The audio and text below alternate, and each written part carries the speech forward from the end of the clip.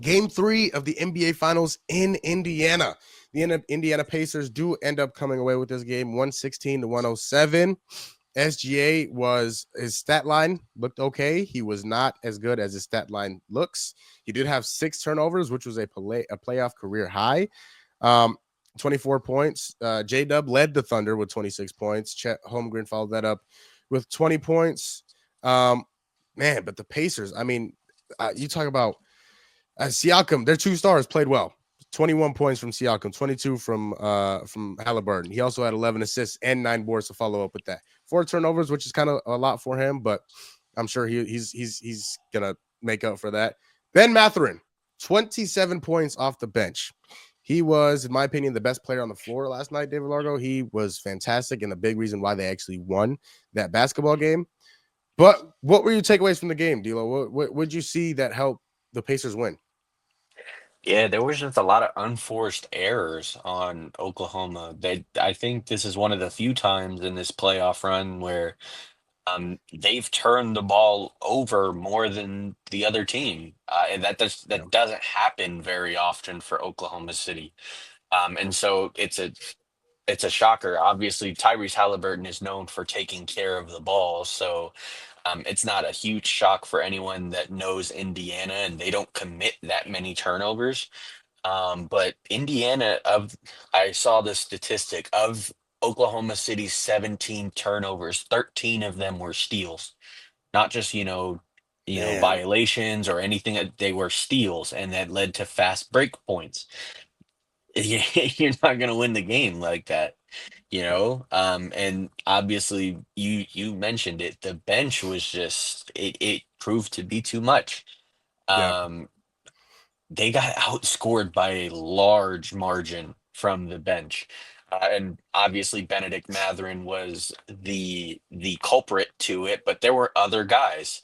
TJ McConnell in the minutes that he had was great. Um, Obi Toppin at the end of the game was great. Yeah. So, I mean, they have these guys that the stat sheet doesn't show the impact that they had in game 3. They were phenomenal. So I think those two are the main culprit, alongside just SGA not having a very good game. Obviously, when you look at the box score, 9 for 20, that's almost 50%. Um, Obviously, the 6 turnovers are concerned, but when you look at the rest of it, it doesn't really show that he didn't play great in game 3.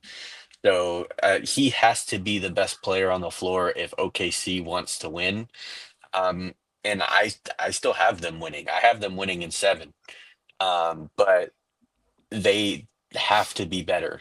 Um, if and by they I mean SGA. SGA has to be the best player on the floor if they want to win, and he wasn't. Yeah, I absolutely agree. SGA definitely has to be the best player on the floor in order for them to even have a chance in this series. Now, I'm with you. I still have them winning, but I just have them winning in 6 games than I do in 7 compared to your 7. Nice. Yeah, thanks, Dad. Shout out to Pops. great, great guy there. But to Gucci's point, this was really the story going into this series, D'Lo. I mean, when you look at they're not 2 big market teams. This isn't the Knicks and the Lakers playing, or the Celtics and the Celtics and the Lakers, or some 2 really big markets. These are 2 good basketball teams that deserve to be here, and they're showing you why they deserve to be here. That's the biggest thing. And so when you look at it, and also another great point that Gucci made, these guys are guarding SGA 94 feet. D'Lo. Andrew Nemhard is guarding him 94 feet from where he doesn't even have to have the ball. Wherever number 2 goes in blue, that's where number 2 goes in yellow. And no matter who's guarding him. Now they started off by having Neesmith on SGA early in the series. They have now adjusted and put Nemhard on to SGA, which I think has worked out very well for them. But here's the biggest thing is, man, like they're wearing the Thunder out. And what do the Pacers do best, D'Lo? They run. Mhm. They run. And what happened? What allows you to get out and run? Turning the ball over.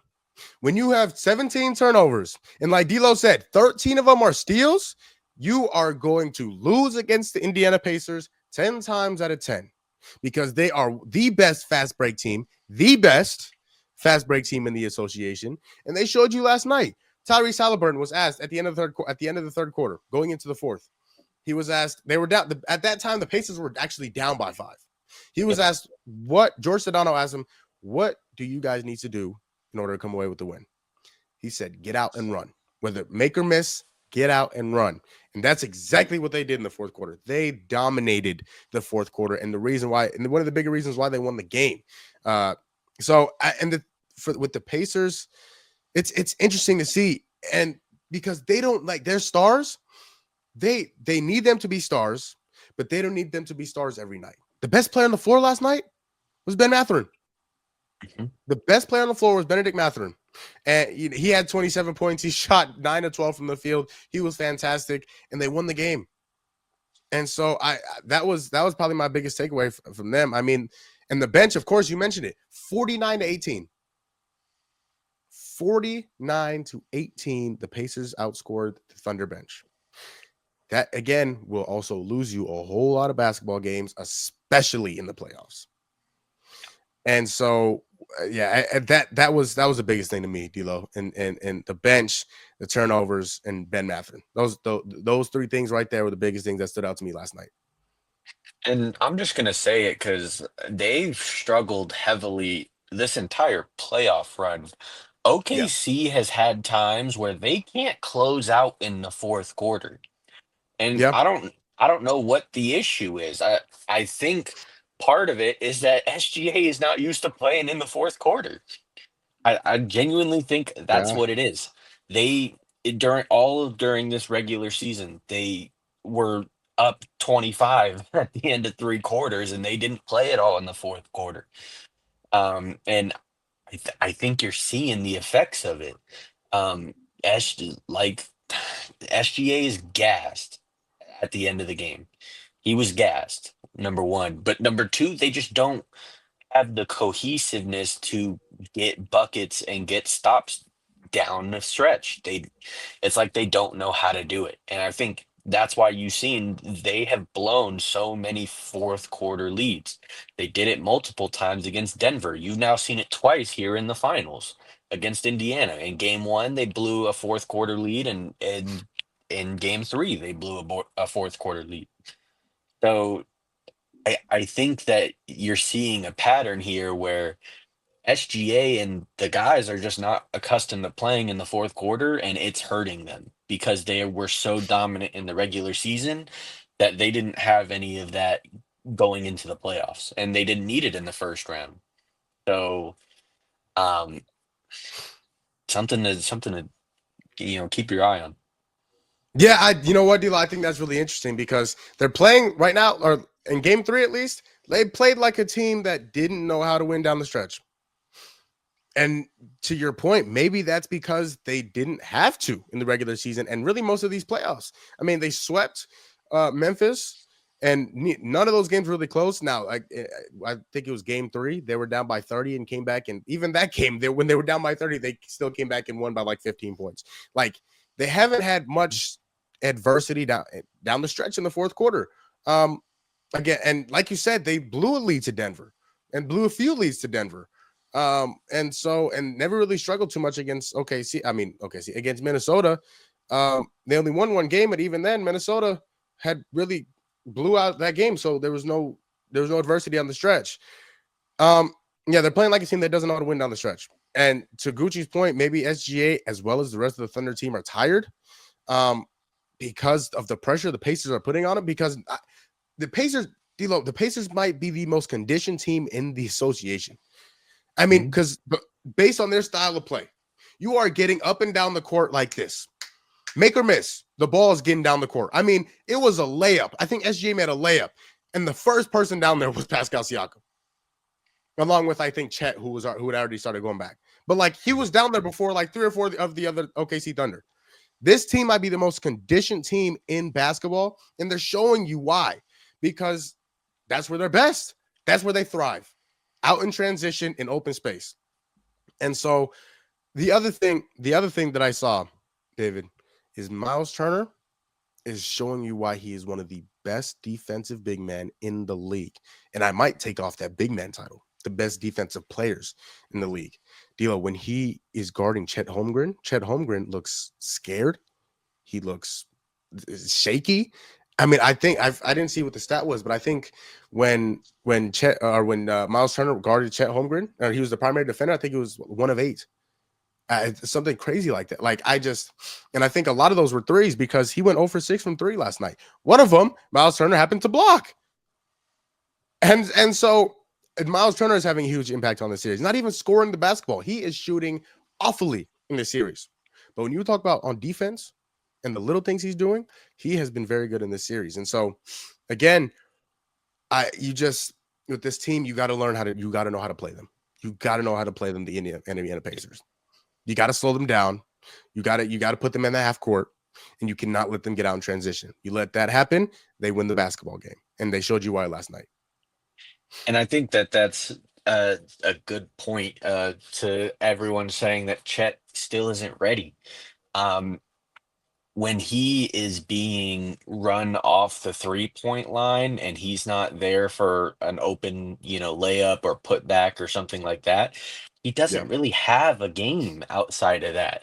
That's why you see this massive difference between Chet and Wemby, right? Everyone was talking about it rookie year.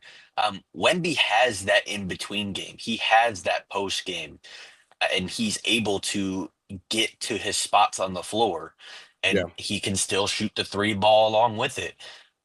That's the main difference I see between the two, is that Chet doesn't have that in-between game. He doesn't have a way to put you in the post and get to a spot and, make you back up, right?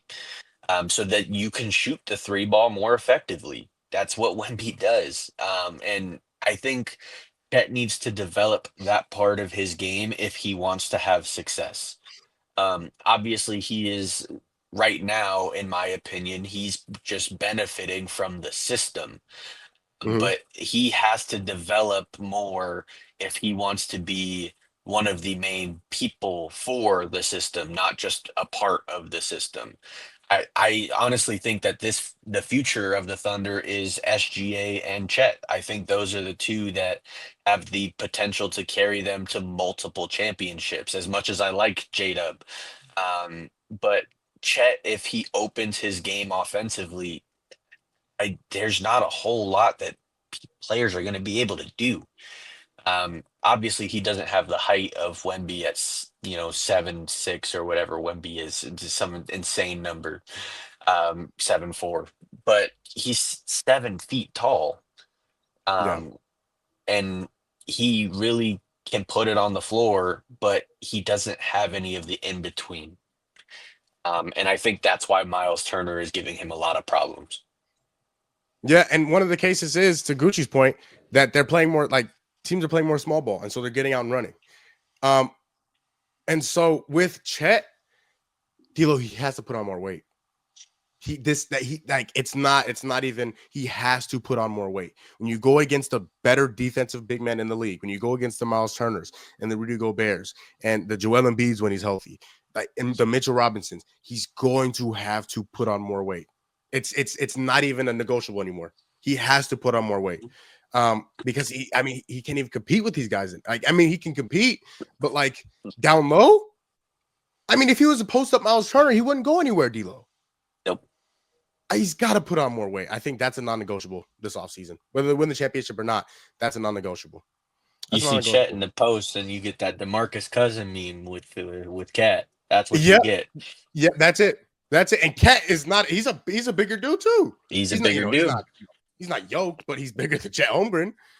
And so, he's got to put on more weight this offseason. That's a non-negotiable.